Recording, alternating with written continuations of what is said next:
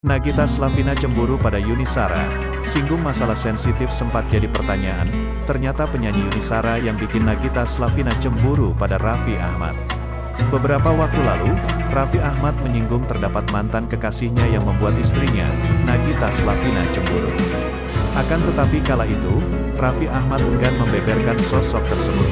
Kini, Nagita Slavina tiba-tiba marah ketika Raffi Ahmad menyebut nama penyanyi Yuni Shara dalam perbincangan mereka. Diketahui Raffi dan Yuni memang sempat menjalin hubungan asmara, namun jalinan tali kasih tersebut harus kandas di tengah jalan. Adapun momen Nagita Slavina cemburu pada Yuni Shara itu terekam di dalam YouTube Onadio Leonardo, yang tayang pada Sabtu, tanggal 22 Oktober tahun 2022. Mulanya pasangan suami istri ini ditanya pendapatnya mengenai keluarga, uang, KDRT, serta anak-anak.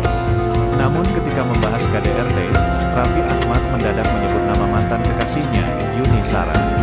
Ayah dua anak ini bahkan tak segan memuji Yuni di depan Nagita Slavina. Yang simple aja, KDRT no.